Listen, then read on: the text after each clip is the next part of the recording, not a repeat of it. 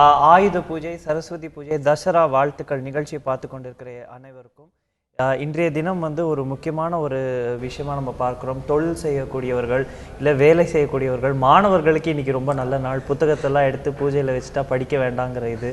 So உங்களுடைய Dussehra celebrations எப்படி இருக்குது? நவராத்திரி முதற்கொண்டு ஸோ உங்களோட செலிப்ரேஷன்ஸ் எப்படி போயிட்டுருக்கு? இது வந்து ஒரு பண்டிகை காலத்துக்கான ஆரம்பம். இந்த பண்டிகை காலம் இங்கேருந்து தொடங்கி நீங்கள் அடுத்த டிசம்பர், ஜனவரி, பொங்கல் வரைக்கும் அது வந்து போகக்கூடியது.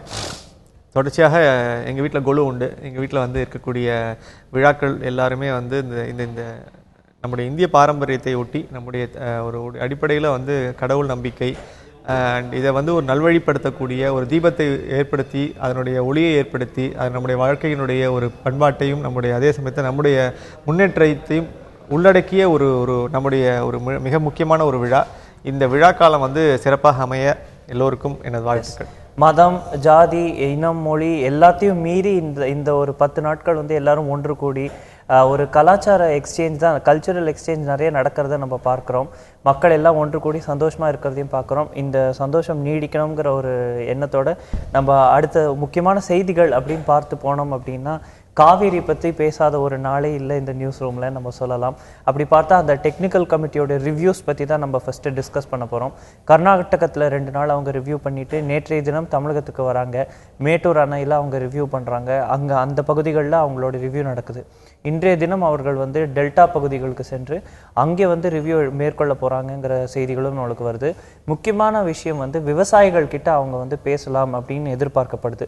விவசாயிகளோட கோரிக்கைகள் என்ன, அவர்களுடைய பிரச்சனைகள் என்ன, எப்படி வந்து நீர் திறந்து விடப்பட வேண்டும் போன்ற முக்கிய விஷயங்கள் அவர்கள்கிட்ட விவாதிக்கப்படும்ன்ற செய்திகள் வருது. இந்த டெக்னிக்கல் கமிட்டியோடைய தமிழக விசிட் எந்த அளவுக்கு முக்கியம்?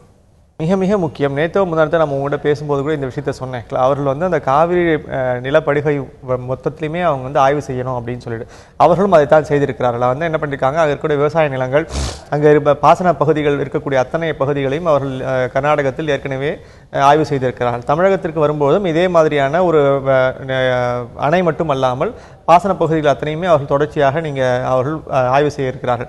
இந்த பகுதிகளில் ஆய்வு செய்யப்படும் போது கூடவே விவசாயிகளுடைய தரப்பையோட கருத்தையும் அவர் பெற்றுக்கொள்கிறார்கள். நேற்று வந்து மாநில அமைச்சர் வந்து அவருக்கு விரிவான ஒரு தகவல்களையும் வழங்கியிருக்கிறார்கள். இது எல்லாத்துக்கும் அப்பாற்பட்டு அவர்களுடைய பார்வையில் என்ன விதமான ஒரு பாதிப்புகளை இந்த நீர் இல்லாத ஒரு சூழ்நிலை இங்கே ஏற்படுத்தி இருக்கிறது, போதுமான அளவு விவசாயம் ஏற்படவில்லை, அங்கே இருக்கக்கூடிய வாழ்வாதாரம் என்ன வகையில் பாதிக்கப்பட்டிருக்கிறது, இதை பற்றிய முழுமையான ஒரு தகவல்களை திரட்டி அவர் வந்து உச்சநீதிமன்றத்துக்கு அவர் ஆய்வு அறிக்கையாக வழங்கப் போகிறார். அவர் நேற்று தெரிவிக்கும் போது கூட நாங்கள் அந்த ஜா என்ற அந்த தலைமை இவர் வந்து என்ன சொல்றாருன்னா, நாங்கள் அத்தனையும் தகவல்களை திரட்டி கொண்டிருக்கிறோம், இதை வந்து முழுமைப்படுத்தி நாங்கள் வந்து கொடுக்க போகிறோம் அப்படின்னு சொல்றார். அப்போ இந்த சூழ்நிலையில் இன்னைக்கும் பார்த்தீங்கன்னா நீங்கள் நிச்சயமாக அவர்கள் விவசாயிகளை சந்திக்க வேண்டும். விவசாயிகள் தரப்பில் இருக்கக்கூடிய நியாயங்களை எடுத்து வைப்பதற்கான ஒரு முழுமையான ஒரு வாய்ப்பு அவர்களுக்கு வழங்கப்பட வேண்டும். ஏனென்றால் அவர்கள் தான் நேரடியாக அங்கே பாதிக்கப்பட்டவர்கள், அவர்களுடைய வாழ்வாதாரம் தான் பாதிக்கப்பட்டிருக்கிறது என்ற சூழ்நிலையில் அரசு தரப்பு, அதிகாரிகள் தரப்பு கொடுக்கக்கூடிய விவரங்களுக்கு அப்பாற்பட்டு அங்கே இருக்கக்கூடிய வாழ்நிலை என்பது மிக முக்கியம்.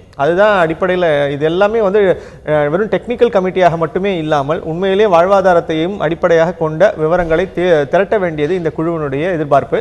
இதே பார்த்தீங்கன்னா அங்கே இவரும் சொல்றாரு, ஆக்சுவலாக சித்தராமையா சொல்றாரு, இந்த 18ஆம் தேதி வந்து தீர்ப்பு எங்களுக்கு சாதகமாக வரும் அப்படின்னு அவர் பேசுறதுக்கு காரணம் இங்கே இருந்து அதே டெக்னிக்கல் கமிட்டி விவரங்களை திரட்டி கொண்டு சென்றிருக்கிறது அப்படின்னு அவருடைய பெரிய எதிர்பார்ப்பையும் அங்கே அவர் பேசக்கூடிய விவரத்தையும் பார்த்திருக்கிறோம்.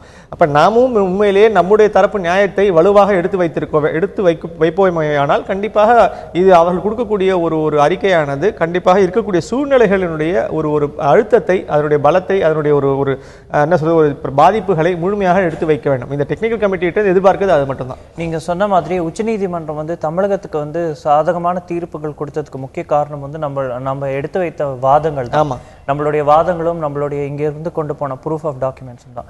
ஸோ அப்படி இருக்கும்போது இந்த டெக்னிக்கல் கமிட்டி எந்த அளவுக்கு வந்து அதை வேலிடேட் பண்ணுறாங்கங்கிறத நம்ம பொறுத்திருந்து பார்க்கணும். சென்னையில் நடக்கவிருந்த அந்த கூட்டம் வந்து இப்போ நடக்காது அப்படின்னு நம்மளுக்கு தெரிய வருது. இவர்களோட ரிவ்யூ மட்டும், ஃபீல்டு ரிவ்யூ மட்டும் முடிச்சுட்டு அவங்க டெல்லிக்கு போயிட போகிறாங்க. 18ஆம் தேதிக்குள்ளே அவங்க இந்த ரிப்போர்ட்டை சப்மிட் பண்ணணும் அப்படிங்கிற விஷயத்தையும் நம்ம பார்க்கணும். இப்போ இந்த டெக்னிக்கல் கமிட்டிக்கு எந்த அளவுக்கு வந்து உண்மை நிலவரம் தெரிய வந்து ஃபீல்டில் அவங்களுக்கு ஆக்சஸ் கிடைக்கும்னு நினைக்கிறீங்க? விவசாயிகளை சந்திக்க போகிறாங்க அப்படின்னா எந்த செக்டர் ஆஃப் விவசாயிகளை சந்திக்க போகிறாங்க? ஸோ இதிலெல்லாம் வந்து குளறுபடிகள் இல்லாமல் எல்லாம் நடக்குதுன்னு நம்ம எடுத்துக்கலாமா? இல்லை, கவர்னர் போன வாரம் வந்தபோது கூட இதை பற்றி ஒரு ஆய்வு ஒன்று பேசியிருக்காரு. 2 அமைச்சர்கிட்டையும் இதை பற்றி தான் பேசியிருக்காரு. அதே மாதிரி தலைமைச் செயலாளர்கிட்டையும் இதை பேசியிருக்காரு. இது தமிழகத்தை பொறுத்தவரை மிக முக்கியமான ஒரு ஆய்வுக்குழு வந்து சந்திக்கக்கூடிய விஷயமா இருப்பதனால் கண்டிப்பாக நீங்கள் விவசாயிகள் தரப்பிலிருந்தும் அரசு தரப்பிலிருந்தும் அதிகாரிகள் தரப்பிலிருந்தும் கொடுக்கப்படக்கூடிய தகவல்கள் முழுமையாக தகவல்களாக தான் இருக்க போகிறது. 1. 2, இதில் இந்த குழுவில் அமைந்திருக்கக்கூடிய 13 பேர் கொண்ட குழுவில் பார்த்தீங்கன்னா நீங்கள் எல்லா விவரங்களும் தெரிந்த என்ஜினியர்ஸ் இருக்காங்க, அதிகாரிகள் இருக்காங்க. இவங்க எல்லாமே வந்து பல்லாண்டு இந்த மாதிரியான ஒரு துறையில் இருக்கக்கூடிய ஒரு அனுபவம் பெற்றவர்கள். அவர்களுக்கு கண்டிப்பாக பல்வேறு பாசன இடங்களை போய் பார்க்கும்போதோ இல்லை மக்களுடைய வாழ்வாதாரத்தை பார்க்கும்போதோ பயிர்களை பார்க்கும்போதோ என்ன உண்மையான பாதிப்பு என்பது கண்டிப்பாக தெரியும். அதாவது குவாலிஃபைடு டெக்னிக்கல் டீம். இது ரியலாக வந்து அந்த டெக்னிக்கல் டீம் வந்து விவரம் தெரியாத அல்லது வந்து அதை பற்றிய ஒரு போதுமான முழுமையான நாலேஜ் இருக்கக்கூடியவங்க தான் அந்த டெக்னிக்கல் கமிட்டியில் இருக்காங்க. அந்த டெக்னிக்கல் கமிட்டியினுடைய ஒரு விவரங்கள் சேகரிப்பு என்பது கண்டிப்பாக அவர்கள் போகக்கூடிய ஒன்று. நீங்கள் மற்ற நிலத்தையும் போய் பார்த்துட முடியும்னு நான் நம்பலை. ஆனால் குறைஞ்சபட்சம் அவர்கள் போய் பார்க்கக்கூடிய இடங்கள் எல்லாம் கண்டிப்பாக அவர்களுக்கு அங்கே இருக்கக்கூடிய யதார்த்தம் உண்மையாக உரைக்கும். அந்த யதார்த்தத்தை அவர்கள் பதிவு செய்தாலே கண்டிப்பாக உச்சநீதிமன்றத்தால் அதை புரிந்து கொள்ள முடியும். இதில் கடைசியாக பேச வேண்டிய விஷயம்னு ஒன்று பார்த்தீங்கன்னா அப்படின்னா, இப்போ பொதுமக்களுக்கு புரிகிற விதத்தில் காவேரியில் 2 மாநிலங்களுக்கு இடையே ஒரு பிரச்சனை நடந்துக்கிட்டு இருக்கு. அதில் வந்து சுப்ரீம் கோர்ட் தலையிட்டு ஒரு டெக்னிக்கல் கமிட்டி அமைக்கிறாங்க. இந்த டெக்னிக்கல் கமிட்டி இங்கே வருது. இதற்கு முன்பும் கூட பல கமிட்டிகள் அமைக்கப்பட்டு அவர்களும் வந்து ஆய்வுகள்லாம் மேற்கொண்டு போயிருக்காங்க. ஸோ இந்த டெக்னிக்கல் கமிட்டி பாக்கி கமிட்டிஸ் விட ஏதாவது வித்தியாசப்படுதா, இல்லைனா திருப்பியும் நம்ம முதலேருந்து ஒரு ரிச்சுவல் மாதிரி அப்பப்போ எப்போல்லாம் நம்மளுக்கு தண்ணீர் பிரச்சனை இருக்கோ, அதுவும் நம்ம நேற்று கூட இதே நிகழ்ச்சியில் டிஸ்கஸ் பண்ண மாதிரி சீசனலாக அப்பப்போ காவேரி பிரச்சனை எடுத்து நம்ம பேசுகிற மாதிரி இந்த காலகட்டத்தில் தண்ணீர் பற்றாக்குறை இருக்கிறதுனால இப்போ திடீர்னு காவேரி பிரச்சனை பூதாகரமாக வெடிக்கும் போது இதுக்கு மீண்டும் ஒரு டெக்னிக்கல் கமிட்டி அனுப்பிச்சு நம்ம வந்து ஒரு கால தாமதம் செஞ்சு மழை பெஞ்சிரும் அப்படிங்கிற ஒரு புஷ் ஓவர் மெக்கானிசமாக தான் இதை பார்க்குறோமா? இல்லை, இந்த காலதாமதம் செய்யப்படுகிறதா, கண்டிப்பாக இது வந்து மழைக்காக காத்திருக்கிறோமா அப்படின்னா அதுக்கெல்லாம் ஒரு வாய்ப்பு இருக்குன்னு தான் எனக்கு தோணுது. ஏன்னா கண்டிப்பாக அதில் வந்து ஒரு இப்போ இந்த டெக்னிக்கல் கமிட்டி செய்யக்கூடிய செய்தி என்னவா இருக்க முடியும் அப்படின்னு கேட்டிங்கன்னா, இப்போ இருக்கக்கூடிய தண்ணீர் நிலவரம் என்ன, இன்னைக்கு தண்ணீர் பங்கீடு செய்ய வேண்டும் அப்படின்னும்போது நீங்கள் ஏற்கனவே நம்முடைய 2007 உச்சநீதிமன்ற தீர்ப்பின்படி அந்த காவிரி மேலாண்மை காவிரிக்கு என்ன தண்ணீர் வழங்க வேண்டும்ன்றதை பற்றி ஒரு தெளிவான ஒரு அட்டவணை வழங்கப்பட்டிருக்குது. அந்த அட்டவணைப்படியே கூட நம்மளால் தண்ணீர் திறந்து விட முடியாது அப்படின்னு கர்நாடகம் சொல்லும்போது எழக்கூடிய பிரச்சனை இது. அப்போது உண்மையிலேயே என்ன கேள்வி வருதுன்னா, அப்போ எங்ககிட்ட அவர்கள் போதுமான அளவு தண்ணீர் இல்லை, நாங்கள் வந்து பெங்களூருக்கு குடிநீருக்கு மட்டுமே தான் எங்களிடம் தண்ணீர் இருக்கிறது, பாசனத்துக்கே எங்களுக்கு தண்ணீர் இல்லைன்னு அவர்கள் தெரிவிக்கிறார்கள். அப்போ இந்த சூழ்நிலையில் தான் இந்த டெக்னிக்கல் கமிட்டியினுடைய முக்கியத்துவம் அதிகமாகுது. என்ன, நாங்கள் அதாவது இண்டிபெண்டன்ட் பாடி, இந்த independent body which is constituted by the Supreme Court அப்படின்னும்போது அப்போ அந்த சுப்ரீம் கோர்ட்டு நேரடியாக இந்த விவரங்களை கள விவரங்களை தெரிந்து கொண்டு வந்து தெரிவியுங்கள் அப்படின்னு சொல்றாங்க. அப்போ இன்றைக்கு நாங்கள் கர்நாடகம் தெரிவிக்கிறது எங்களிடம் 27 TMC தண்ணீர் தான் இருக்கிறது, எங்களுக்கு போதுமான அளவு நீர் இல்லை அப்படிங்கிறாங்க. தமிழகத்தை பொறுத்த வரைக்கும் எங்களுக்கும் தண்ணீர் இல்லைன்னு நம்ம பேசுறோம். அப்படின்னும்போது இதை ஒரு இண்டிபெண்டான ஒரு முறையில் இவர்கள் ஆய்வு செய்து அந்த அறிக்கையை வழங்க போகிறார்கள். இப்போ இண்டிபெண்டா வழங்கும் போது எவ்வளவு நீர் இருக்கிறதுங்கிற ஒழுங்கான விவரம், இது வந்து அரசு சார்ந்த விவரங்களாக இல்லாமல் இது வந்து தனிப்பட்ட ஒரு குழுவினுடைய ஒரு விவரங்களை திரட்டி கொடுக்கப்பட்ட ஒரு செய்தி அறிக்கையாக இருக்கும்.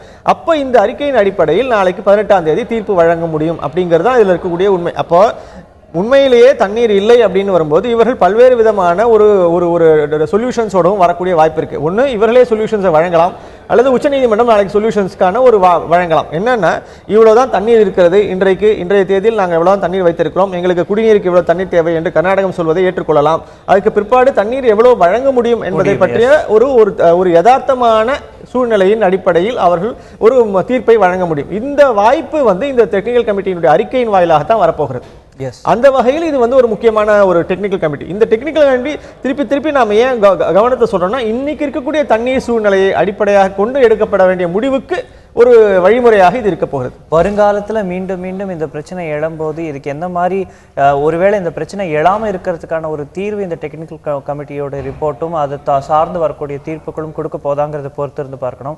ஒரு டெக்னிக்கல் சைட்லேயே பேசிட்டு இருக்கும்போது இதோட அரசியலும் நம்ம பேச வேண்டிய கட்டாயம் இருக்கு. அப்படி பார்த்தோம் அப்படின்னா, இங்கே இருக்கக்கூடிய பல கட்சிகள் விவசாயிகள் சார்ந்த பல போராட்டங்களை நடத்திட்டு வராங்க. நேற்றைய தினம் தமிழக பாஜக தலைவர் திருமதி சவுந்தரராஜன் அவர்கள், தமிழிசை சவுந்தரராஜன் டெல்லியில் அகில இந்திய பாரதிய ஜனதா தலைவர் திரு அமித்ஷாவை சந்திக்கிறாங்க. இந்த சந்திப்புக்கு நம்ம ஏதாவது முக்கியத்துவம் கொடுக்கணுமா, இல்லைனா பாரதிய ஜனதா கட்சியோட ஒரு டோக்கனிசமாக மட்டும் எடுத்துக்க முடியுமா? இல்லை, கண்டிப்பாக தமிழகத்தில் பாஜக காலூன்ற வேண்டும், வளர வேண்டும் என்று விரும்பக்கூடிய ஒரு கட்சி.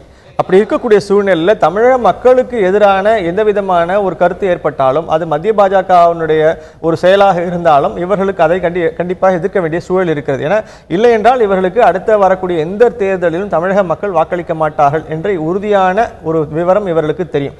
அதனால தான் இந்த 5 பேர் கொண்ட குழு போய் அமித்ஷா அவர்களை சந்தித்து விவரங்களை தெரிவித்து வந்திருக்கிறது. அதனால தான் அவங்க சொல்றாங்க வஞ்சிக்காது, தமிழகத்தை வஞ்சிக்காதுன்னு அந்த தமிழிசை சவுந்தரராஜன் அவர்கள் ஒரு மூத்த தலைவர் திரு ஹெச் ராஜா மீண்டும் மீண்டும் சொல்லக்கூடிய கருத்தும் பார்த்தீங்க அப்படின்னா, நாங்க மேலாண்மை வாரியம் அமைக்கப்பட மாட்டாதுன்னு அரசாங்கம் சொல்லலை, இந்த காலத்துக்குள்ள அமைக்கப்பட முடியாது, கொஞ்சம் நாட்கள் கழிச்சு கண்டிப்பா அமைக்கப்படும்னு அப்படி ரீஎட்ரேட் பண்றாங்க. ஸோ இந்த கருத்துக்களும் இது பாஜகவுடைய ஒரு புதுவிதமான எஃபர்ட்னு நம்ம பார்க்கலாமா? எப்பவுமே டார்மெண்ட் பிளேயரா இருக்கக்கூடிய தமிழக பாஜக இந்த முறை லீட் எடுத்து ஏதாவது பண்றாங்க அப்படின்னு எடுத்துக்கலாமா, இல்லைன்னா இது வந்து இது கூட பண்ணலன்னா கஷ்டம்னு நினைக்கிறீங்களா? இல்ல தமிழக பாஜக நிச்சயமாக இதில் இவர்கள் கொடுக்கக்கூடிய அழுத்தம் என்பது மிக முக்கியம். எப்படி நீங்க வந்து இப்ப ரொம்ப தெளிவா ஒரு விஷயத்தை சொல்லிட்டாங்க, காவிரி மேலாண்மை வாரியம் அமைக்கப்படாதுன்னு இல்ல, ஆனா இந்த காலகட்டத்திற்குள் அதுக்கான சாத்தியம் இல்லை. ஆனா அதுக்கு ஒரு சட்ட ரீதியான அங்கீகாரம் கிடைத்து ஒரு நாடாளுமன்றத்தில் அதற்கான சட்டத்தை கொண்டு வந்து அங்கீகரித்து பின்னால் வந்து அதை அமைப்பதற்கான அப்போ சட்ட ரீதியான ஒரு அங்கீகாரம் கிடைத்து விடும் ஒரு நம்பிக்கையில தான் பேசுறாங்க. இப்போ இந்த ப்ராசஸ் எல்லாருக்குமே இப்ப தெரிஞ்சு போச்சு, என்ன நடக்கணும்ன்றது தெரிஞ்சு போச்சு. இப்போ எப்படி நாம வந்து நேற்று பேசும்போது முந்தானத்து பேசும்போது சொல்லும்போது என்ன சொன்னோம், இந்த மாதிரி இங்க இருக்கக்கூடிய எம்பிக்கள் எல்லாம், நாடாளுமன்ற எம்பிக்கள், மேலவை எம்பிக்கள் எல்லாமே வந்து மத்திய அரசுக்கு அழுத்தம் கொடுக்க வேண்டும் என்று சொல்கிறோமோ, அதே போல் பாஜகவினுடைய உள்கட்சியில் இருந்தே, அவருடைய தமிழக தலைமையில் இருந்தே இந்த மேலே இருக்கக்கூடிய தலைமைக்கு அழுத்தம் கொடுக்கப்பட வேண்டியது அவசியம். அவர்களோட கட்சி தலைவரை மட்டும் சந்திச்சா போதுமா? பிரதமரையோ இல்ல நீர்வளத்துறை அமைச்சரையோ இல்ல அதை துறை சார்ந்த வல்லுநர்களையோ சந்திக்காம வந்திருக்காங்களே அப்படிங்கிற ஒரு பின்னடைவு இருக்கு. கட்சி தலைவரை சந்திப்பதற்கான காரணமாக நான் நினைப்பது, நீங்க சொல்வது கரெக்ட், அதாவது நீங்க வந்து சொல்ற மாதிரி பிரதமரை சந்தித்திருக்கணும், நீர்வளத்துறை அமைச்சர் சந்திக்க வேண்டும், இது வந்து பொலிட்டிக்கலா அது வந்து அவருக்கு நிர்வாக ரீதியாக அது கரெக்ட், போய் சந்திக்க வேண்டியது, மனு கொடுக்க வேண்டியது, தகவல்களை தெரிவிக்க வேண்டியது அவசியம். ஆனால் கூடுதலான ஒரு இம்பார்ட்டன்ஸ் வந்து நீங்க அமித்ஷாவை சந்திக்கும் போது ஏற்படுகிறது. என்னன்னா, நீங்க இவர்கள் கட்சியினுடைய ஒரு வாயிலாக போய் சந்திக்கும் போது தமிழகத்தில் இருக்கக்கூடிய தங்களுடைய வாக்கு அரசியலையும் அவர்கள் உட்படுத்தித்தான் இந்த முடிவுக்கு வர வேண்டியிருக்கும். நீங்கள் வந்து அதுக்கு நீங்க வந்து இப்போ அவங்களை பொறுத்த வரைக்கும் ரொம்ப தெளிவா இருக்கு. 2018 கர்நாடகாவில் எலெக்ஷன் வரப்போறதுங்கிறதுக்காக அங்க வந்து ரொம்ப சாஃப்டா போறாங்களோன்னு ஒரு கேள்வி தொடர்ச்சியாக வைக்கப்படுகிறது. அதே அளவுக்கு நீங்க தமிழகத்தில் காலூன்ற விரும்பக்கூடிய பாஜகவுக்கு ஒரு பெரிய கொஸ்டின் ஒன்று இருக்கு. நாங்கள் இந்த செயல்பாட்டை இந்த பிரச்சனையில் நாம் வலுவான நடவடிக்கை எடுக்கவில்லை என்றால், பாஜக மேலிடம் உதவவில்லை என்றால் தமிழகத்தில் அவர்களுக்கு இருக்கக்கூடிய வாய்ப்புகள் குறைந்து போய்விடும் என்ற யதார்த்த நிலைமையையும் நிச்சயமாக கட்சி தலைமையிடம் தான் தெரிவிக்க முடியும். அப்போ அந்த செய்தியை தான் இவர்கள் கொண்டு போய் சேர்த்திருக்கிறார்கள். அதாவது நீங்க வெறும் கர்நாடகத்துக்கு மட்டும் முக்கியத்துவம் கொடுக்காதீர்கள், அங்கே கிடைக்கக்கூடிய அரசியல் வாய்ப்பு என்பதை போலவே தமிழகத்திலும் உங்களுக்கு ஒரு அரசியல் வாய்ப்பு இருக்கிறது, அல்லது அரசியல் வாய்ப்பு மறுக்கப்பட்டு விடக்கூடிய ஒரு பாதிப்பு இருக்கிறது என்ற உண்மை நிலையை எடுத்துரைக்க வேண்டிய ஒரு அவசியம் ஒன்று அவருக்கு இருக்கிறது. இந்த 5 பேர் கொண்ட குழு வந்து நிச்சயமாக அந்த ஒரு செய்தியை தான் கட்சி தலைவருக்கு அவர்கள் எடுத்து தெரிவித்திருப்பார்கள் நான் நினைக்கிறேன். கண்டிப்பாக இதுல இருக்கக்கூடிய டெக்னிக்காலிட்டிஸ், அரசியல் மற்றும் பல விஷயங்களை நம்ம விவாதிச்சுட்டு வரோம். காவேரி பிரச்சனையில எல்லாருக்குமே ஸ்டேக் ஹோல்டர்ஸ் அப்படின்னு பார்த்தா எல்லாருக்குமே ஒரு முக்கிய பங்கு இருக்கிறதையும் நம்ம பார்க்கிறோம். இதற்கான ஒரு தீர்வு எப்படி ஏற்பட போகுதுங்கிறத நம்ம பொறுத்திருந்து பார்க்கணும். முதல்வரை ஹாஸ்பிட்டலில் சந்திக்க பல மூத்த தலைவர்கள் தினசரி வந்து போயிட்டு இருக்காங்கிறத பார்க்குறோம். நேற்று இரவு வந்து பாஜகவோட மூத்த தலைவரும் மத்திய அமைச்சருமான திரு வெங்கையா நாயுடு வந்து முதல்வரை பற்றி விசாரிச்சுட்டு போயிருக்காரு. அது மட்டும் இல்லாமல் பாமக தலைவர் திரு அன்புமணி ராமதாஸ் உட்பட பல முக்கிய தலைவர்கள் வந்துட்டு போயிருக்காங்க. ஸோ அது மட்டும் இல்லாமல் சில ஊடகங்களில் வந்து பல செய்திகளும் வந்திருக்கு. உடல்நிலையில் நல்ல முன்னேற்றம் இருக்குது, இப்படியே தொடர்ந்தால் ஒரு வார காலத்தில் அவங்களுக்கு சரியாயிடும் அப்படிங்கிற விஷயங்களும் வருது. எதுவுமே இன்னும் நம்மளுக்கு கன்ஃபார்ம் ரிப்போர்ட்ஸாக வரல. ஆனால் ஹாஸ்பிட்டல் கொடுக்கக்கூடிய புல்லட்டின் பார்த்தா ஒரு முன்னேற்றம் இருக்கிற மாதிரி தான் நம்மளுக்கு தெரிய வருது. ஸோ முதல்வரோட இந்த உடல்நிலையும் இதை சார்ந்து இருக்கக்கூடிய அரசியலும் நம்ம விவாதிக்கிறோம். முதல் விஷயமா இத்தனை அரசியல் தலைவர்கள் வந்து பார்த்துட்டு போகிறது வந்து ஒரு நல்ல அரசியல் நாகரிகம் அப்படின்னு எடுத்துக்கிறோமா, இல்லைனா வந்து இதில் கூட ஏதாவது கூட்டணிகள் மாறும் அப்படி இப்படிங்கிற பேச்சு அங்கே அரசியல் புரசலாக ஈடுபடுற மாதிரி அதுக்கு ஏதாவது முக்கியத்துவம் கொடுக்கணுமா? இல்லை, அடிப்படையில் நீங்கள் எல்லாருக்குமே வந்து இன்னைக்கு முதல்வருடைய உடல்நிலை வந்து ஒரு முக்கியமான ஒரு செய்தியாக இருப்பதனால அவர்களை போய் பார்க்க வேண்டும், அவருடைய உடல்நிலையை விசாரிக்க வேண்டும் என்ற ஒரு பண்பாடு ஒன்று இருக்கிறது. அந்த பண்பாட்டை பாதுகாத்து அவர்கள் போய் பார்க்கிறார்கள். அவருடைய திரு வெங்கையா நாயுடு அவர்கள் முதற்கொண்டு எல்லோருமே வந்து நீங்கள் ஜவஹர்லா எல்லா தலைவர்களும் போய் பார்க்கிறார்கள், அவருடைய விவரங்களை தெரிந்து கொண்டு வருகிறார்கள், மருத்துவம் தெரிவிக்கக்கூடிய முன்னேற்றங்களை வந்து எடுத்துக்கொள்கிறார்கள். இதில் இருக்கக்கூடிய ஒரு செய்தி என்னென்னா, இது ஏற்படுத்தக்கூடிய ஒரு விளைவு என்ன அப்படிங்கிறது தான் முக்கியம். பொதுமக்கள் மத்தியிலும் இந்த மாதிரியான ஒரு பதட்டம் ஒன்று தொடர்ச்சியாக சமூக ஊடகங்களிலும் சரி பிற ஊடகங்களிலும் ஒரு தவறான தகவல்களை வழங்குவதன் மூலமாக வதந்திகளை பரப்புவதன் மூலமாக ஒரு அனாவசியமான ஒரு குழப்பத்தை விளைவித்துக் கொண்டே இருக்கிறார். இந்த தலைவர்களுடைய வருகை என்பது அவர்களுடைய பேச்சு பேட்டிகள் என்பது இந்த இந்த இந்த விதமான குழப்பங்களையும் இந்த விதமான வதந்திகளையும் இந்த கற்பிதங்களையும் பொய்களையும் நிராகரிப்பதற்கும் ஒதுக்கு தள்ளுவதற்கும் ஒரு பெரிய அளவில் பயன்படுகிறது. அதுதான் ரொம்ப முக்கியம். ஏன்னா நீங்க நம்முடைய ஒரு பெரிய ஒரு கெட்ட பழக்கம் என்னன்னா, நீங்க ஒரு அரசு சொல்வதையோ இல்லை மருத்துவமனை சொல்வதையோ ஏற்றுக்கொள்வதை விட நீங்கள் இந்த மாதிரியான தலைவர்கள் நேரே போய் பார்த்துவிட்டு வந்து தெரிவிக்கக்கூடிய தகவல்கள் என்பவை கூடுதலான ஒரு வலுவை கொடுக்கின்றன. இப்போ நீங்க பாத்தீங்கன்னா அப்போலோ ஹாஸ்பிட்டல் மிக தெளிவான அறிக்கைகளை வழங்கி கொண்டே இருக்கின்றன. சமீபத்திய அறிக்கைகள் இன்னும் வந்து ஒரு கூடுதலான டீடைல்ஸோடவே இருக்கிறது. ஆனா நீங்க அதை வந்து ஏற்றுக்கொள்வதை விட நமக்கு வந்து இன்னும் வந்து நம்முடைய ஒரு இந்த என்ன சொல்றது, இந்த தொடர்ச்சியாக ஒரு ஆங்கிலத்தில் சொல்வது போல் இந்த மாதிரியான ஒரு மில் ஒன்று வேலை செய்யுது. இந்த மாதிரி தொடர்ச்சியாக பொய்களை பரப்பிக்கொண்டே இருக்கக்கூடிய ஒரு மில் ஒன்று அந்த மாதிரியான இடத்துல இல்லாமல் அப்போ அதை வந்து தடுப்பதற்கும் மக்கள் மத்தியில் இருக்கக்கூடிய குழப்பத்தை இந்த மாதிரியான ஒரு அவதூறுகளுக்கும் இந்த மாதிரியான ஒரு வதந்திகளுக்கும் முற்றுப்புள்ளி வைப்பதற்கும் இந்த மாதிரியான தலைவர்களுடைய வருகை என்பது ஒரு பெரிய ஒரு வரப்பிரசாதம். அதை அவர்கள் செய்து கொண்டிருக்கிறார்கள். மிக முக்கியமாக அது வந்து பொதுமக்களுடைய நலனுக்காக செய்யப்படக்கூடிய சந்திப்புகளாக தான் இதை நான் பார்க்கிறேன். ஒன்று. ரெண்டாவது, இதுலேருந்து அரசியல் அணிமாற்றங்கள் எதுவும் நிகழலாமா அப்படின்னு ஒரு கேள்வி வந்ததுன்னா அது ரொம்ப ரொம்ப ஃபார்ஃபெச்டு கொஸ்டின்ஸ். அது வந்து உடனடியாக எந்த பலன்களையும் தரப்போவதில்லை. ஏனென்றால் நீங்கள் உள்ளாட்சி தேர்தலும் இப்போ தள்ளி போய்விட்டது. ப்ளஸ் நீங்கள் வரக்கூடிய நாடாளுமன்ற தேர்தலுக்கு 2019 இன்னும் தூரம் இருக்கு. ஸோ அதெல்லாம் நீங்கள் யோசித்து பார்க்கும்போது இது உடனடியான எந்த விதமான அரசியல் அணிமாற்றங்களுக்குமான ஒரு விதையாக இருக்குமானா இருக்கலாம், இல்லாமலும் போகலாம். ஆனால் அது உடனடியாக இவ்வளவு தூரம் அதை ஸ்பெகுலேட் பண்ண வேண்டிய அவசியம் ஒன்றுமே இல்லை. இன்றைக்கு அதுக்கான தேவையில்லை என்பதுதான் நான் நினைக்கிறேன். இந்த கேள்வி ஏன் எழுது, இந்த கேள்விக்கான விவாதங்கள் சமுதாயத்தில் ஏன் நடந்துட்டு இருக்கு அப்படின்னு பார்த்தா அதுக்கான ஒரு பெஸ்ட் எக்ஸாம்பிள் சிச்சுவேஷன் நேற்றைய தினமே நடந்தேறி இருக்கு. அதில் பார்த்தோம் அப்படின்னா திமுகவுடைய தலைவர் மூத்த தலைவர் திரு மு க ஸ்டாலின் அவர்கள் வந்து ஒரு பேச்சில் வந்து அவர்களுக்கு உடல்நிலை தேறி அவர் நலம் பெற்று வருவதற்குள் யாராவது ஒரு துணை முதல்வரோ இல்லைனா பொறுப்பு முதல்வர் ஒருத்தர் பதவி ஏற்கணும் அப்படின்னு பொறுப்பேற்கணும் அப்படின்னு அவர் சொல்றாரு. ஆனால் இதை வந்து நெகேட் பண்ற மாதிரி காங்கிரஸோடைய தமிழக தலைவர் திரு திருநாவுக்கரசர் வந்து அதற்கு அவசியம் இல்லை அப்படிங்கிறாரு. கம்யூனிஸ்ட் மூத்த தலைவர்கள் சிலரும் வந்து திரு சுப்பிரமணிய சுவாமி அவருடைய கருத்தையும் வந்து பயங்கரமாக அப்போஸ் பண்றாங்க, பிரசிடென்ஷியல் ரூல் வரணும் அப்படிங்கிறது. ஸோ இதை பார்க்கும்போது நம்மளுக்கு இதுல இருந்து நம்ம என்ன இன்ஃபரன்ஸ் ட்ரா பண்ணணும்னு நினைக்கிறீங்க? இது வந்து பல்வேறு செய்திகளை நம்ம வந்து நமக்கு தெரிவிக்குது. ஆக்சுவலாக அதுதான் ரொம்ப கவனமாக பார்க்கணும். என்னன்னா இந்த மாதிரி பொறுப்பு முதல்வர் துணை முதல்வர் இந்த மாதிரியான ஒரு போஸ்ட்டை நீங்கள் கிரியேட் பண்ணுங்க, அதில் ஒருத்தர் நபரை கொண்டு வாங்க அப்படின்னு சொல்லும்போது நீங்கள் என்ன சொல்ல வரீங்க அப்படின்னு கேட்டிங்கன்னா, ஏற்கனவே இப்போ முதல்வருக்கு இன்றைக்கு செயல்படாமல் இருக்கிறார், அவருக்கு வந்து உடல்நிலை வந்து இன்னும் துரிதமாக சரியாகவில்லை அப்படின்னு சொல்வதன் மூலமாக அவரை நீங்கள் மெல்ல மெல்ல நீங்கள் சைட்லைன் பண்ணி நெகேட் பண்ணி நீங்கள் இன்னொரு ஒரு மாற்று அரசியலை உருவாக்க வேண்டும் என்ற ஒரு முனைப்பு ஒன்று இதில் செயல்படுகிறது. இது வந்து ஆரோக்கியமானது அல்ல.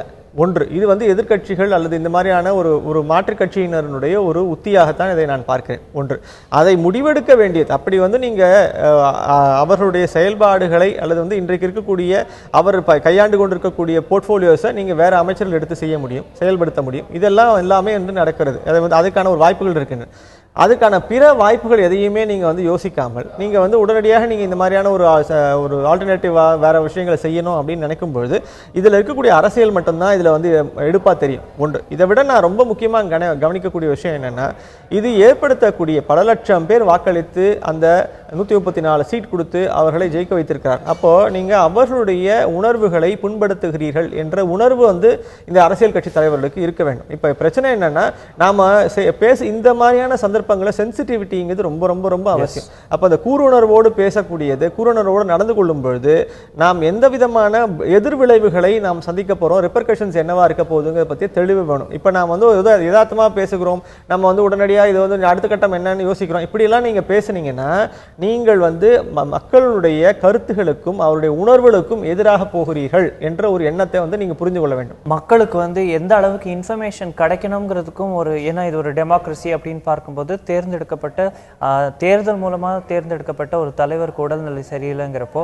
அதே மக்களுக்கு பல கேள்விகள் எழாதா, அடுத்த தலைமை யாரு, இந்த காலகட்டத்துக்கு தலைமை யாரு அப்படிங்கிற கருத்தை தானே எதிர்கட்சிகள் வைக்கிறாங்க. நீங்க அதெல்லாம் நான் குறை சொல்லவே இல்லை. நீங்க அதாவது மக்களுக்கு தகவல் தெரிவிக்க வேண்டும், மக்களுக்கு அதனால தான் இப்போ நீங்க தொடர்ச்சியாக நீங்க ஹாஸ்பிட்டலுடைய அறிக்கைகள் வந்து கொண்டே இருக்கின்றன. மக்களுக்கு தகவல் தெரிவிக்கப்பட வேண்டும், இன்னும் கூடுதலாக தெரிவிக்கப்பட வேண்டும், அவருடைய முன்னேற்றங்களை பற்றி தெரிந்து கொள்ள வேண்டும் என்பதில் எந்த மாற்று கருத்தும் கிடையாது. அதே போல் என்ன நடக்கணும் அப்படின்னா, நீங்க இந்த இந்த இது வந்து நம்ம ஒரு வெஸ்டர்ன் சமூகம் கிடையாது சார். நம்ம வந்து ஒரு மாதிரி வெஸ்டர்ன் சமூகத்தில் ஒரு காஸ் அண்ட் எஃபெக்ட் ஃபேக்ட் இந்த மாதிரியான ஒரு ஃபேக்சுவலாக நம்ம பார்க்கக்கூடிய அம்சங்கள் கிடையாது. இது வந்து உணர்வுபூர்வமான ஒரு அம்சத்தை நாம கையெடுத்து பேசுகிறோம். இப்போ இந்த உணர்வுபூர்வமான அம்சங்களை பேசும்பொழுது இருக்க வேண்டிய ஒரு கவனம் என்பது கூருணர்வு என்பது மிக மிக அடிப்படையாக இருக்க வேண்டிய ஒரு விஷயம். அப்போ இதுல நீங்க தப்பித்தவறி பேசக்கூடிய ஒரு சில சொற்கள் அல்லது நீங்க வைக்கக்கூடிய சில விஷயங்கள் கோரிக்கைகள் எல்லாம் என்பவை it can go against you. The problem is நீங்க இங்க இருக்கக்கூடிய அரசியல் வந்து மக்களுடைய சார்ந்து மனம் சார்ந்த ஒரு அம்சங்களாக இருக்கும்போது இதை பற்றி முடிவெடுக்க வேண்டிய, அதனால தான் திருநாவுக்கரசர் அவர்கள் தெரிவிக்கிறார்,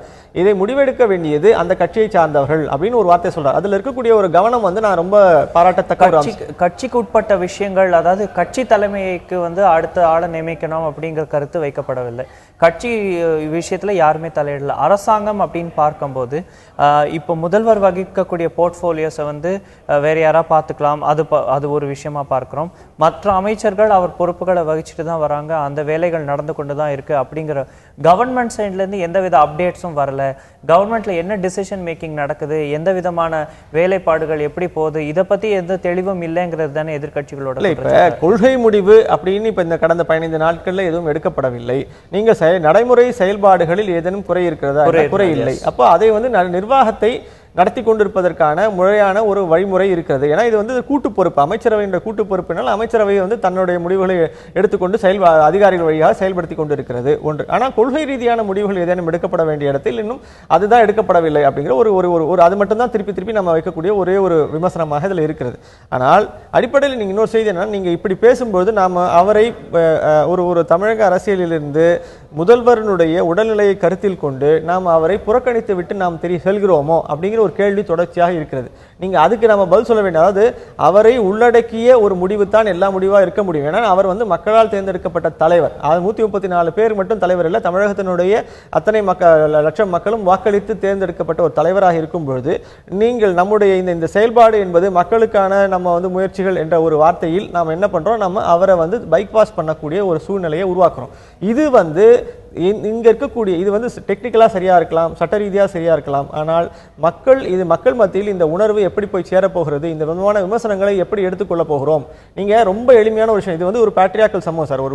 இந்த சமூகத்துல நீங்க வீட்டுல அப்பா இருக்க வரைக்கும், வீட்டுல அப்பாவுடைய செயல்பாடு அவர் வந்து என்ன சொல்றது ஆக்டிவா இருக்க வரைக்கும் அவர் தான் எல்லா முடிவுகளும் எடுப்பார், அவர் தான் எல்லா செய்திகளுக்கும் முன்னின்று செய்வார். அவருடைய உத்தரவாதம், அவருடைய உத்தரவுக்காக காத்திருக்கக்கூடிய குடும்பங்கள் தான் பலது உண்டு.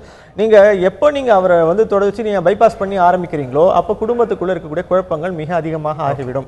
இதே மாதிரியான ஒரு சமூகம் தான் நம்முடைய சமூகம். இந்த சமூகத்தில் சரியா தவறா, இது சரியான அணுகுமுறையா, இதெல்லாம் நிச்சயமான நியாயமான கேள்விகள். ஆனால் யதார்த்தத்தை நாம் ஒட்டி பேச வேண்டிய ஒரு கட்டாயத்தில் இருக்கிறோம். யதார்த்தத்தில் இப்படிப்பட்ட ஒரு சமூகத்திற்குள் நாம் வாழும்பொழுது நீங்க தலைமை என்ன விதமான முடிவுகளை எடுக்க விரும்புகிறது, தலைமை எப்படிப்பட்ட ஒரு சூழ்நிலையில் இருந்தாலும் அதை வந்து எப்படி நாம் பின்பற்றுகிறோம், இந்த மாதிரியான நைசிட்டிஸ்க்கு வந்து ஒரு பெரிய இடம் இருக்கு. அதைத்தான் நம்ம வந்து திருப்பி பேச வேண்டியதா. $1 மில்லியன் கொஸ்டினே முதல்வரோட உடல்நிலை எப்போ தேறி அவர்கள் மீண்டும் எப்போ பொறுப்பேற்பார்கள் அப்படிங்கிற விஷயமா தான் பல இடங்களில் பார்க்குறோம். தினசரி ஒரு மெடிக்கல் புல்லட்டின் வருது, அதில் அவர் உடல்நலம் தேறி வருகிறாருங்கிற விஷயங்களும் தெரிய வருது. பல அரசியல் கட்சி தலைவர்கள் அவரை நேரில் சென்று சந்தித்து அந்த ஹாஸ்பிட்டலில் விவரம் விசாரிச்சுட்டு வர விஷயங்களையும் நம்ம பார்த்து கொண்டு இருக்கிறோம். இந்த சமய காலகட்டத்தில் வேறு யாரோ பொறுப்பேற்க போகிறார்களா, இல்லை அதற்கு அவசியம் இருக்கா அப்படிங்கிற டிபேட்டும் நடந்து கொண்டு இருக்கு. ஸோ இந்த விஷயத்தையும் நம்ம தொடர்ந்து வர நாட்களில் விவாதிக்க போகிறோம். ஊரியில் நடந்த தீவிரவாத தாக்குதலை தொடர்ந்து இந்திய ராணுவம் எடுத்த அதிரடி முடிவுகள், அதை பின்தொடர்ந்து வரக்கூடிய அரசியல்கள் வந்து நீண்ட நாட்களாகவே, கடந்த சில நாட்களாகவே நம்மளுடைய நாட்டுடைய செய்தித்தாள்களை ஆக்கிரமிச்சிட்டு வருது. அதில் முக்கியமான விஷயமா பார்த்தோம் அப்படின்னா, நேற்றைய தினம் நம்மளுக்கு கிடைத்திருக்கக்கூடிய ஒரு செய்தி, எல்லாருமே வந்து திடீர்னு நடுவில் ஒரு அரசியல் காரணங்களுக்காகவோ இல்லை வேறு எந்த காரணங்களுக்காகவோ இந்த சர்ஜிக்கல் ஸ்ட்ரைக்ஸையே கொஸ்டின் பண்ண ஆரம்பித்தாங்க. ஆனால் இந்திய ஆர்மியும் சரி, மத்திய அரசாங்கமும் சரி இதன் பின்னாடி ரொம்ப ஸ்ட்ராங்காக நின்னாங்க. ஸோ ஆர்மியில் இருக்கக்கூடிய சோல்ஜர்ஸோடைய சாக்ரிஃபைஸை வந்து அண்டர்மைன் பண்ணக்கூடாதுங்கிற கருத்தும் ரொம்ப பெருசாக இதில் வெளில வந்தது. நேற்று கடத்திருக்கக்கூடிய செய்தி பார்த்தோம் அப்படின்னா, ரேடியோ இன்டர்செப்ட்ஸ், பாகிஸ்தான் ஆர்மியோடைய ரேடியோ இன்டர்செப்ட்ஸ் மூலமாக ஒரு கன்ஃபர்மேஷன் மாதிரியே நம்மளுக்கு ஒன்று கிடச்சிருக்கு. எப்படின்னா, இந்திய ராணுவம் நடத்திய இந்த சர்ஜிக்கல் அட்டாக்ல பெருத்த சேதம் ஏற்படுத்தியது வந்து லஷ்கர்-இ தொய்பா என சொல்லக்கூடிய தீவிரவாத அமைப்பின் 20 தீவிரவாதிகள் சுட்டுக் கொல்லப்பட்டனர். லைன் ஆஃப் கண்ட்ரோல்லேருந்து ஒரு 700 மீட்டர் தூரத்தில் இருந்த லான்ச் பேடில் இவர்கள் வந்து சுட்டுக் கொல்லப்பட்டனர். இவர்கள் பாகிஸ்தான் ஆர்மி போஸ்டை நோக்கி ஓடும்போது சுட்டுக் கொல்லப்பட்டனர் போன்ற விஷயங்கள் நம்மளுக்கு தெரிய வருது. பாகிஸ்தான் ஆர்மி ட்ரக்ஸே வந்து இவங்களோட இறந்த சடலங்களை எடுத்து போன விஷயங்களும் நம்மளுக்கு தெரிய வருது. இது எந்த அளவுக்கு இந்த செய்தி முக்கியத்துவம்னு நினைக்கிறீங்க? முக்கியமான இதில் இருக்கக்கூடிய ஒரு புரிதல் என்னென்னா, நீங்கள் பாகிஸ்தான் வந்து சர்ஜிக்கல் ஸ்ட்ரைக் நடந்த பிற்பாடு இந்த மாதிரி ஒன்றும் நடைபெறவே இல்லை அப்படிங்கிற மாதிரி ஒரு அண்டர்மைன் பண்ணி தொடர்ச்சியாக பேசிக்கொண்டே வந்தார், அல்லது வந்து அதை ரொம்ப கிண்டலாக கூட பேசிக்கொண்டே வந்தார்கள். அப்போ இந்த சூழ்நிலையில் இன்றைக்கு நம்ம கிடைக்கக்கூடிய இந்த செய்தி என்பது அதை நடந்திருக்கிறது என்பதற்கான உறுதியை வந்து இது மாதிரி ஒன்று நடக்கவே இல்லைன்னு இந்தியாவில் இருக்கக்கூடிய அரவிந்த் கெஜ்ரிவால் முதற்கொண்டு நிறைய பேர் கொஸ்டின் பண்ண ஆரம்பிச்சாங்க. அதுக்கான ப்ரூஃபை வெளியிடுங்கலாம் அவர் பேச ஆரம்பிச்சாங்க. இந்த சூழ்நிலையில் இந்த ரேடியோ இன்டர்செப்ட் அப்படிங்கிறது மிக தெளிவாக அங்கே நடந்ததற்கான ஒரு முகாந்திரத்தை ஒரு ஒரு நிரூபணத்தை எடுத்து கொடுத்திருக்கிறது. அப்போ அந்த வகையில சர்வதேச அளவில் பார்த்தீங்கன்னா நீங்க இந்த மாதிரி ஒண்ணுமே நடக்கவே இல்லை என்ற ஒரு மறுத்தலை வந்து கம்ப்ளீட்டா புறக்கணிச்சு நடந்திருக்கிறதுக்கான உண்மையை வந்து எடுத்து கொடுத்திருக்கிறது. ஒன்று. இரண்டாவது, அவர்களுக்கே இது வந்து இருக்கக்கூடிய அக்செப்ட் பண்ண வேண்டியது ஒரு பெரிய பிரச்சனை இருக்கு. நீங்க வந்து இது வந்து ஒரு டினையல் மோட்னு சொல்லுவாங்க. அந்த டினையல் மோட்ல இருந்து இந்த மாதிரி இந்தியா வந்து நேரடியாக தாக்க முடியும், உள்ளே வந்து அழிக்க முடியும், முகாம்களை வந்து அதுவும் லான்ச் பேட்ல வந்து அவர்கள் தயாரிப்ப இந்தியாவுக்குள் நுழைவதற்கு தயாராக இருக்கக்கூடிய சூழ்நிலையில் அவர்களை தாக்க முடியும், அழிக்க முடியும். அதுவும் மிக குறிப்பாக நீங்க ரொம்ப முக்கியமாக இதில் கவனிக்க வேண்டியது, பாராட்டப்பட வேண்டியது வந்து உளவுத்துறை தான். ஏன்னா இந்த 4 இடங்கள்ல தான் அவர்கள் திரண்டு இருக்கிறார்கள், அவர்கள் இந்தியாவுக்கு வருவதற்கான ஒரு முயற்சியில் இருக்கிறார்கள் என்று முழுமையான சரியான விவரத்தை கொடுத்தது வந்து உளவுத்துறை தான். அந்த முக்கியமான பாராட்டுகள் எங்க அடுத்தது போகணும் அப்படின்னா, நம்ம தரப்புல ஒரு உயிரிழப்பு கூட இல்லாமல் அவர்கள் வந்து ஒரு ரொம்ப குறுகிய காலகட்டத்தில் ரொம்ப விரைவாக செயல்பட்டு அங்கே தீவிரவாதிகளை அழிச்சு, இன்னும் எக்ஸாக்ட் நம்பர் நம்மளுக்கு தெரியல, அது தெரிய வேண்டிய அவசியம் இருக்கானும் எனக்கு தெரியல, சென்று அவர்கள் அவங்கள சுட்டு தள்ளிட்டு திரும்பி வந்துட்டாங்க அப்படிங்கிறத பார்க்குறோம். ஸோ இந்திய இராணுவத்துக்கு இது ஒரு பெரிய பூஸ்டராக தான் நம்ம பார்க்குறோம். நீங்கள் சொல்லிட்டு இருந்த ஆமாம். அப்போ அந்த மாதிரியான குறிப்பாக திட்டமிட்டு எங்கே அவர்கள் வந்து உளவுத்துறை கண்டுபிடித்திருக்கிறார், எங்கே இருக்கிறார்கள், என்ன விதமான ஒரு அணிதிரட்டல் நடந்திருக்கிறது என்பதை சரியாக குறிப்பாக உணர்ந்து சொன்னதுனால இந்திய இராணுவம் வந்து மிக தெளிவாக அவர்களை அழித்திருக்கிறது. ஒரு பகுதி இது வந்து இந்த நமக்கு வந்து ஒரு பெரிய ஒரு முறையில் வந்து உருவாக்கி இருக்கிறது. சர்வதேச அளவில் நாம் எடுத்த இந்த நடவடிக்கைக்கு கிடைத்திருக்கக்கூடிய ஒரு அங்கீகாரமும் ஒரு தார்மீக ஒரு பலமும் ஒரு வகையில் பெரிய ஒரு பாராட்டு என்றால், இன்னொரு பகுதி என்னன்னா பாகிஸ்தானுடைய ஒரு தரப்பில் என்னன்னா, இது நாள் வரை நாம் எது செய்து கொண்டிருந்தாலும் இந்தியா ரிட்டாலியேட் பண்ணாது, இந்தியா எந்த வகையிலும் செயல்படாது, இந்தியாவுக்கான ஒரு அரசியல் அழுத்தத்தை நாம் கொடுத்து கொண்டே இருக்க முடியும் என்று நினைக்கக்கூடிய இடத்துல இந்தியா துணிந்து இந்த மாதிரியான நடவடிக்கை எடுத்திருக்கிறது அப்படிங்கிறதும் அதை வந்து அவர்கள் செயல்படுத்தி காட்டிவிட்டார்கள். ஒன்று.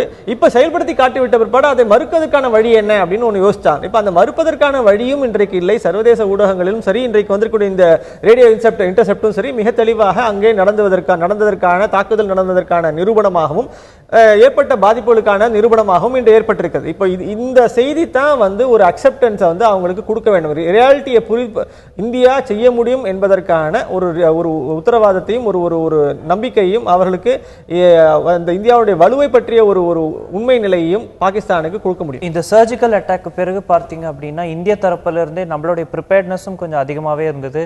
பார்டர் வில்லேஜஸ், பஞ்சாப், ஜம்மு காஷ்மீர்ல இருக்கக்கூடிய பார்டர் வில்லேஜஸ்ல இருந்த சிவிலியன்ஸ் எல்லாரையுமே நம்ம மூவ் பண்ணி கேம்ப்ஸ்க்கு கூப்பிட்டு வந்தோம். அது மட்டும் இல்லாமல் உள்துறை அமைச்சர் திரு ராஜ்நாத் சிங் அவர்கள் ஜம்மு காஷ்மீரோட நிற்காமல் பஞ்சாப், ராஜஸ்தான், குஜராத் போன்ற மற்ற பார்டர் மாநிலங்கள் முதல்வர்களோட சந்திக்கிறாரு. அங்கே இன்னும் என்ன தேவைகள் இருக்கு அதெல்லாம் பூர்த்தி செய்யறதுக்கான வாக்குறுதிகளும் கொடுக்கிறாரு. இதையும் மீறி அடுத்தது நம்ம இந்த விஷயத்துல பேச வேண்டிய முக்கியத்துவம் பார்த்தோம்னா, இந்த சர்ஜிக்கல் ஸ்ட்ரைக்குக்கு அப்புறம் ஒரு 25க்கும் மேற்பட்ட சீஸ்ஃபயர் வயலேஷன்ஸ் பாகிஸ்தான் தரப்புல இருந்து ஏற்படுது. அதையும் நம்ம பார்க்கிறோம். இன்னும் பல விஷயங்கள் இதுல லிங்க் பண்ண வேண்டியது இருக்கு. அந்த பெல்லட் கன் ஃபயரிங்ல ஸ்ரீநகர்ல இருந்த அந்த ஒரு சிறுவனை பத்தி அவங்க வந்து இது ஸ்டேட் ஸ்பான்சர்ட் டெரரிசம்னு பாகிஸ்தான் தரப்புல இருந்து ஒரு கருத்து வைக்கப்படுது. அதுக்கு இங்க இருந்து நம்ம மறுப்பு தெரிவிக்கிறோம். இதுல கடைசி விஷயம் பேசணும் அப்படின்னு பார்த்தோம்னா, பிரதமருடைய நேற்றைய உரை. இதுதான் உண்மையான விஜயதசமி. நம்ம இராணுவம் செய்த இந்த பெரிய தாக்குதலுக்கு வந்து நம்மளுக்கு உண்மையிலே வெற்றி கொடுத்திருக்கு அப்படின்னு இதில் அவர் பெருமிதம் கொள்வதும் இராணுவத்துக்கு இதில் கிடைச்சிருக்கிற பெரிய மொரால் பூஸ்டர் பற்றியும். இல்லை, கண்டிப்பாக நீங்கள் இந்தியா பெருமிதம் அடைய வேண்டும், இராணுவத்தினுடைய முயற்சிகளை, இராணுவத்தினுடைய செயல்பாட்டை அங்கீகரிக்க வேண்டும். இது எல்லாமே நமக்கு வந்து எந்த விதமான கேள்விகளும் கிடையாது. அது வந்து கண்டிப்பாக பிரதமர் தெரிவிக்கிற மாதிரியான ஒரு அவருடைய பார்வையில் இது நிச்சயமாக பாராட்டத்தக்க விஷயம், இந்தியாவுடைய பார்வையிலையும் பாராட்டத்தக்க செய்தி. இதில் அப்பாற்பட்ட ஒரு செய்தி தான் நம்ம முக்கியமாக கவனிக்கணும். என்னன்னா, நீங்கள் சொல்லிவிக்கிற மாதிரி அங்கே பார்டர் ஸ்டேட்ஸில் இருக்கக்கூடிய முதல்வரை சந்தித்தது, அங்கே இருக்கக்கூடிய மக்களை வந்து இன்னும் பாதுகாப்பான இடங்களுக்கு மூவ் பண்ணது, இது எல்லாமே பார்த்தீங்கன்னா நீங்கள் தயாரிப்பு நிலை மட்டும் கிடையாது, பாதிப்புகளை குறைப்பதற்கான ஒரு செயல்பாடு ஒன்று. அதே சமயத்தில் இது ஏற்படுத்தக்கூடிய மன கஷ்டத்தை நீங்க கொஞ்சம் உணர்ந்து கொள்ள வேண்டும். ஏன்னா நம்ம ஒரு 2 நாட்டோட போர் அப்படின்றதோ 2 நாட்டோட ஒரு பாதிப்புகள் வரும்போது அங்க இருக்கக்கூடிய பல கிராமத்து மக்கள் எவ்வளவு தூரம் இதனால சிரமத்தை அனுபவித்திருப்பார்கள். அவர்கள் ஊரை விட்டு நீங்க இடப்பெயர்ச்சியாக இல்லைன்னா வேற ஊருக்கு போகும்போது அவர் அனுபவிக்கக்கூடிய பிரச்சனைகள் என்ன, இது எல்லாமே நம்ம இந்த ஒரு சாதாரண ஒரு சின்ன தாக்குதலுக்கே நாம் இவ்வளவு தூரம் ப்ரிப்பேர்டா இருக்க வேணும் போது நாம இந்த மாதிரியான பிரச்சனைகளுக்குள்ள போகாமலே இருப்பதுதான் மிகச்சரியான ஒரு அணுகுமுறையாக இருக்க முடியும். அப்ப பிரதமர் நேற்று இதை இந்திய ராணுவத்தை பாராட்டி இருப்பதோடு கூடவே சேர்ந்து ஏற்கனவே அன்றைக்கே தெரிவித்தார், இது நான் எங்களுக்கு நிலத்தை ஆக்கிரமிப்பது எங்களுடைய நோக்கம் அல்ல அப்படின்னு முதல் நாளே பேசினார். இதெல்லாம் ரொம்ப முக்கியமான ஒரு ஸ்டேட்மெண்ட்ஸ். அப்படி இருக்கும்போது நாம் இன்னும் தொடர்ச்சியான ஒரு பேச்சுவார்த்தைக்கான ஒரு நடைமுறையை தான் அணுக வேண்டுமே தவிர, ஏன்னா இதுல பாதிப்பு பாகிஸ்தானை விட இந்தியாவுக்கு தான் மிக அதிகம். அதனால நாம தான் இதுல ஒரு நிதானத்தை கடைபிடிக்க. வளர்ந்து வரக்கூடிய எக்கனாமிக்கலி வளர்ந்து வரக்கூடிய ஒரு முக்கியமான ஃபோர்ஸா இருக்க நம்மளுக்கு தான் பாதிப்பு இருக்குங்கிறது எல்லாருமே ஒரு கருத்தா இருக்கு. ரொம்ப சுருக்கமா நம்ம விவாதிக்க வேண்டியது இதே விஷயத்துல பார்த்தீங்க அப்படின்னா, பாகிஸ்தானுடைய வெளியுறவுத்துறை முக்கிய செயலர் ஒருவர் திரு சர்தாஸ் அசீஸ் அவருடைய கருத்து, திரு நரேந்திர மோடி தலைமையில் அரசாங்கம் இருக்கிற வரைக்கும் இந்தியா பாகிஸ்தான் உறவுல மேம்பாடு இருக்காது அப்படின்னு. ஆனா நம்ம பார்க்கிறோம், திரு நரேந்திர மோடி தலைமையிலான அரசாங்கம் தான் பல ஆலிவ் பிரான்ச்சை நீட்டினாங்க. ஆனால் அது எதுக்குமே சரியான ரெஸ்பான்ஸ் இல்லைங்கிற உடனே ஒரு அதிரடி முடிவு எடுக்கப்பட்டதையும் நம்ம பார்க்கிறோம். ஸோ பாகிஸ்தான் தலைவருடைய இந்த கருத்து ஏதோ ஒரு இர்ரெஸ்பான்சிபிள் கருத்துன்னு நம்ம எடுத்துக்கணும். ஏன்னா அவங்க தான் நாங்களும் நியூக்ளியர் கண்ட்ரி தான் ஒரு ஃபால்ஸ் த்ரெட்டையும் நம்மளுக்கு விடுறாங்க. ஸோ அதெல்லாம் பார்க்கும்போது இதுவும் ஒரு இர்ரெஸ்பான்சிபிள் கமெண்ட்னு எடுத்துக்கணுமா, இல்லை இதுக்கு ஏதாவது முக்கியத்துவம் கொடுக்கணுமா? இல்லை, இர்ரெஸ்பான்சிபிள்ங்கிறத விட இதில் உள்நோக்கம் ஒன்று இருக்குது. என்ன உள்நோக்கம்னா, இது நரேந்திர மோடி பிரைம் மினிஸ்டர், இது பிரைம் மினிஸ்டர் எடுத்த முடிவுங்கிறது கிடையாது. இது இந்திய அரசு எடுத்த முடிவு, இதை செயல்படுத்தியது பிரைம் மினிஸ்டர். அப்போ பிரச்சனை என்னன்னா, அவர்கள் இந்திய அரசையும் பிரைம் மினிஸ்டரையும் நீங்க தனியாக பிரிச்சு பார்த்து இதை இவர் இருந்ததுனால தான் இவர் இருக்க வரைக்கும் நமக்கு அங்கே முடிவு வராதுன்னா பேசுறதுங்கிறது இது மிக தவறான ஒரு அணுகுமுறை. அப்படி கிடையவே கிடையாது. ஏன்னா இது இந்தியாவினுடைய அயலுறவுத்துறை கொள்கை என்பது ஒரு எல்லோருடைய கூட்டு முடிவாக தான் இருக்குமே தவிர ஒரு தனிநபருடைய முடிவாக இது இருக்க வாய்ப்பே கிடையாது. அப்போ அவருடைய நோக்கம் என்னன்னா, இங்க இருக்கக்கூடிய பிரைம் மினிஸ்டர் தனிமைப்படுத்தி பேச ஆரம்பிக்கும் போது தங்களுக்கு ஏதோ பெரிய ஒரு லாபம் கிடைக்கும் அப்படின்னு நம்புறாங்க. அது உண்மையிலேயே ஏற்றுக்கொள்ளத்தக்க ஒரு அம்சம் கிடையாது. ஏன்னா இந்தியா தான் இதுல பாதிக்கப்பட்டிருக்குது. இந்தியாவினுடைய சார்பாக ஒரு பிரதமர் தான் அந்த முடிவு எடுத்திருக்கிறாரே தவிர அவர் நரேந்திர மோடியா எக்ஸா ஒய்யா இசடுங்கிறதா இந்த இடத்துல முக்கியம் கிடையாது. அதே சமயத்தில் அவர்கள் இன்றைக்கு பேச வேண்டியது என்னன்னா, இன்றைக்கு இந்த தாக்குதலுடைய பாதிப்பை அவர் தெரிந்து கொண்டதனால் ஏதேனும் ஒரு வகையில் அவங்க தங்களுடைய புண்ணுக்கு ஒரு மருந்து தடவிட வேண்டும்ன்றதுக்கு ஒரு நோக்கத்தில் தான் இப்படியான ஒரு திசை திருப்பக்கூடிய ஸ்டேட்மெண்ட்ஸ் எல்லாம் பேசுறாங்க. பலூச்சிஸ்தான் தொடங்கி பல பிரச்சனைகளை நம்ம அரசாங்கம் முன்னிறுத்திருக்கிறது பாகிஸ்தான் தரப்பு கடுமையான எதிர்ப்பு தெரிவிக்கிறார்கள். அதோடைய விளைவாக தான் இந்த கருத்துக்கள் எல்லாம் நம்ம பார்க்கிறோம். மத்திய அமைச்சர் திரு அருண்ஜேட்லியோடைய கருத்தை தான் நம்ம இப்போ விவாதிக்க போகிறோம். அவர் சொல்லியிருக்கக்கூடிய விஷயம் பார்த்தோம் அப்படின்னா, வளர்ந்த நாடுகளில் இருக்கக்கூடிய மத்திய வங்கிகள் இன்ட்ரெஸ்ட் ரேட்ஸில் ரொம்ப நெகட்டிவும் லோ இன்ட்ரெஸ்ட் ரேட்ஸ் வைக்கிறதும் வளர்ச்சிக்கு ஒரு வித முட்டுக்கட்டாக இருக்குது. அதுவும் வளர்ந்து வரக்கூடிய நாடுகளான இந்தியா போன்ற நாடுகளில் இது ஒரு பெரிய தாக்கத்தை ஏற்படுத்துது அப்படின்னு. இந்தியாவோட வளர்ச்சி இதால் பாதிக்கப்படுது அப்படிங்கிற அவருடைய கருத்து. Negative or low interest rates, இதை நம்ம எப்படி பார்க்குறோம் இந்த கருத்தை? இதை பாப்புலிசம், அதாவது அதிகபட்சமான பொதுமக்களுக்கு ரொம்ப பாப்புலிசம் கொடுக்கறது பொதுவான வளர்ச்சிக்கு ஒரு முட்டுக்கட்டை அப்படின்னு பார்க்குறோம். ரொம்ப பாப்புலிஸ்ட் ஸ்டேட்டில் இருக்கக்கூடிய நம்மளுக்கு இது எந்த மாதிரி ஒரு தாக்கம்னு நம்ம இதை நீங்கள் பல விதங்களில் நீங்கள் புரிஞ்சுக்கணும். இப்போ நீங்கள் இன்ட்ரெஸ்ட் ரேட்டை குறைப்பதன் மூலமாக, சர்வதேச நாடுகள் தங்களுடைய இன்ட்ரெஸ்ட் ரேட்டை குறைப்பதன் மூலமாக அவர்கள் என்ன செய்வாங்க அப்படின்னா, நீங்கள் அந்த திருப்பியும் தங்களுடைய ஒரு பணத்தை வேற நாடுகளுக்கு கொண்டு முதலீடு செய்வாங்க. இப்படித்தான் நாம புரிஞ்சுக்கிறோம். ஆனா இவர் அதுக்கு ரிவர்ஸா சொல்றாரு. அங்க இன்ட்ரெஸ்ட் ரேட் குறைப்பதனால ஏன் அவர்கள் திரும்பி நம்முடைய முதலீடுகள்ல திரும்பி போறதுக்கான வாய்ப்புகள் கிடையாது. நீங்க வளர்ச்சி இருக்கக்கூடிய நாடுகள்ல, வளர்ந்த நாடுகளோ இல்ல வளர்ச்சி இருக்கக்கூடிய நாடுகள்லயோ நீங்க பொதுவா இன்ட்ரெஸ்ட் ரேட் நீங்க ஒரு மாதிரி கம்மியா இருக்கும் போதுதான் பணம் வேற இன்வெஸ்ட்மெண்ட்டுக்கு வெளியே வருவாங்க. இப்ப அப்படிதான் நமக்கு இந்தியாவுக்கு வரக்கூடிய, இப்ப இந்தியாவில் 7.2% 7.6% வளர்ச்சி இருக்குதுங்கிற காரணத்தினால தான் ஏராளமான அந்நிய முதலீடுகள் இங்க சேர்கின்றன. ஒன்று. இரண்டாவது செய்தி என்னன்னா, இப்படி சேரக்கூடிய இந்தியாவில் வரக்கூடிய வளர்ச்சி என்பது திருப்பியும் என்னவா இருக்குன்னா, நம்முடைய இண்டிகேட்டர்ஸ் எல்லாம் எப்படி இருக்கு அப்படின்னு கேட்டீங்கன்னா, இது ஒரு வேலை வாய்ப்பை உருவாக்காத வளர்ச்சியாகவே இருந்து கொண்டிருக்குது. இப்போ இது நம்ம கவனத்தில் எடுத்துக்கொள்ள வேண்டிய ஒரு விஷயம். இப்போ வளர்ச்சிங்கிறது சிறிய தொழில்கள், சிறு குறு தொழில்களில் ஏற்படக்கூடிய முன்னேற்றங்கள், பெரிய தொழில்களில் ஏற்படக்கூடிய முன்னேற்றங்கள், இது எல்லாத்துக்கும் வெறும் எக்கனாமிக் இண்டிகேட்டரா இல்லாம இது சோஷியல் இண்டிகேட்டரோடும் சேர்ந்து இருக்க வேணும். சோஷியல் இண்டிகேட்டர் என்னன்னா வேலைவாய்ப்பு. இந்த வேலைவாய்ப்பு நீங்க என்ன அளவுல பெருகி இருக்கு, எவ்வளவு தூரம் இந்த இளைஞர்களுக்கு இங்க இருக்கக்கூடிய வேலைவாய்ப்பை வழங்கி இருக்கிறது அப்படின்னு பாத்தீங்கன்னா, இது வந்து வேலை வாய்ப்பை வழங்கவில்லையோங்கிற ஒரு தயக்கத்தை மீண்டும் மீண்டும் ஏற்படுத்தி கொண்டே இருக்கிறது. இது ஒரு பகுதி. இன்னொரு பகுதி, நீங்க இதே சமயத்தில் வரக்கூடிய அந்நிய முதலீடுகள் அப்படிங்கிறது நீங்க பாத்தீங்கன்னா அந்நிய முதலீடுகள் எவ்வளவு அதிகமாக இந்தியாவில் வந்திருக்கின்றன, அவர்கள் எவ்வளவு தூரம் புதிய தொழில்களை இங்கே தொடங்கி இருக்கிறார்கள், அல்லது எவ்வளவு தூரம் புதிய தொழில் அல்ல ஏற்கனவே இருக்கக்கூடிய தொழில்களில் அவர்கள் எவ்வளவு தூரம் இன்வெஸ்ட் பண்ணியிருக்காங்க அப்படிங்கிறதெல்லாம் நம்ம பார்க்க வேண்டியதா இருக்கு. இது எல்லாத்திலையுமே ஏதேனும் ஒரு குறை இருந்து கொண்டே இருக்கிறது. இப்ப நம்ம தொடர்ச்சியாக இருக்கக்கூடிய ஒரு நார்மலான ஒரு ப்ராசஸ்ல என்ன ஒரு கேட்டலிஸ்டாக இந்திய மத்திய அரசாங்கம் இருந்திருக்கிறது, என்ன வகையில் அவர்களுக்கு வந்து வளர்ச்சியை தூண்டும் விதமாக புதிய முதலீடுகளோ இல்ல புதிய வங்கி கடன்களையோ வழங்கி இருக்கிறார்கள். இது எல்லாத்தையுமே நம்ம கவனிக்க வேண்டிய அம்சத்துல இருக்கும். ஆனா இவர் ஜேபி தெரிவிக்கக்கூடிய செய்தி வந்து வளர்ச்சி போராது அப்படிங்கிறதுல ஒரு நியாயம் இருக்கக்கூடிய இருக்கு. ஏன்னா வளர்ச்சி நமக்கு போதுமானவோ இல்லை அப்படிங்கிறது, ஏன்னா மக்கள் தொகை பெருக்கத்தை ஒட்டி நம்ம வந்து தெரிவிக்கிறாரோன்னு கூட நம்ம யோசிக்கலாம். நேர குறைவின் காரணமாக இதை நம்ம இன்னும் முழுசா விவாதிக்க முடியாத கட்டாயத்தை தள்ளப்படுறோம். ரொம்ப சுருக்கமா நம்ம அடுத்தது பேச வேண்டியது, சில நிமிடங்களுக்கு முன்னதான் முடிஞ்சிருக்கு ஹிலரி கிளின்டன் டொனால்ட் ட்ரம்ப்போடைய இரண்டாவது பிரசிடென்ஷியல் டிபேட். ரொம்ப எதிர்பார்க்கப்பட்ட டிபேட். ஏன்னா ஒரு 2 நாட்கள் முன்பு தான் வந்து திரு டொனால்ட் ட்ரம்ப்போடைய தகாத கருத்துக்கள், பெண்கள் குறித்து அவர் சொல்லியிருக்கக்கூடிய ஒரு சில தகாத கருத்துக்கள், அவர் சொந்த மகள் பற்றிய கூட அவர் பேசியிருக்கக்கூடிய விஷயங்கள் வந்து பெரிய அதிர்வலையை ஏற்படுத்தியிருக்கு. டொனால்ட் ட்ரம்ப்போடைய கேண்டிடேசியை அவர் வாபஸ் வாங்கணும் அப்படிங்கிற அளவுக்கு அவர் கட்சியில பல மூத்த தலைவர்களும் சொல்லியிருக்காங்க. பலர் அவருக்கு ஆதரவு தெரிவித்தவர்கள் பின்வாங்குறாங்க. ஆனா நம்ம இந்த டிபேட்டோட நம்மளுக்கு இப்ப வந்திருக்கக்கூடிய செய்திகளை வச்சு பார்க்கும்போது ஹிலரி கிளின்டன் இதை பத்திலாம் பேசாம வளர்ச்சி, வாக்காளர்களை கவரும் விதத்துல தான் பேசியிருக்காங்க அப்படின்னு. இந்த கிளின்டன் ட்ரம்ப்போடைய இந்த ரேஸ்ல இப்ப யார் முந்துறாங்கன்னு நினைக்கிறீங்க? ஆப்வியஸ்லி கிளின்டன் தான் முந்தி வந்து கொண்டே இருக்கிறார்கள். ஏன்னா அவர்களுடைய வந்து ரொம்ப பிராக்மேட்டிக் அப்ரோச்னு சொல்லலாம். அந்த மாதிரியான ஒரு ஒருங்கிணைந்த ஒரு தெளிவான ஒரு வலுவான ஒரு அப்ரோச்சா இதுல இருக்கு.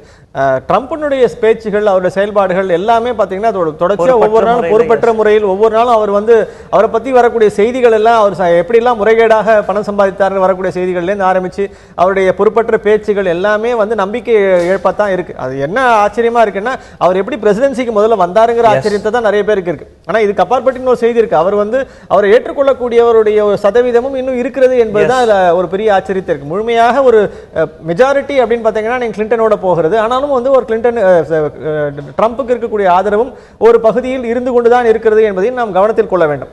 முக்கியமா நம்ம பார்க்கிறோம், ஒரு டிவிசிவ் ஓட்டா தான் திரு ட்ரம்ப்போட பிரசிடென்ஷியல் கேண்டிடேட்ஸ் இருக்கு அப்படிங்கிறத. அந்த டிபேட்டோடைய முக்கிய சாராம்சங்களை நாளை இதே செய்தியாளர்களை விவாதிப்போம். இப்பொழுதுதான் அந்த டிபேட் நடந்து முடிந்திருக்கிறதையும் நம்ம பார்க்கிறோம். இன்றைய தினம் நாம் காவேரி தொடங்கி முதல்வர் உடல்நிலை வரை, இந்திய ராணுவம் வரை பல முக்கிய விஷயங்களை விவாதிச்சிருக்கோம். நிகழ்ச்சியில் கலந்து கொண்ட திரு வெங்கடேஷ் அவர்களுக்கு நன்றி. பார்த்த உங்கள் அனைவருக்கும் நன்றி. Happy festivities. மீண்டும் நாளை இதே செய்தியாளர்களில் பல முக்கிய விஷயங்களோட உங்களை சந்திக்கிறோம். நன்றி, வணக்கம்.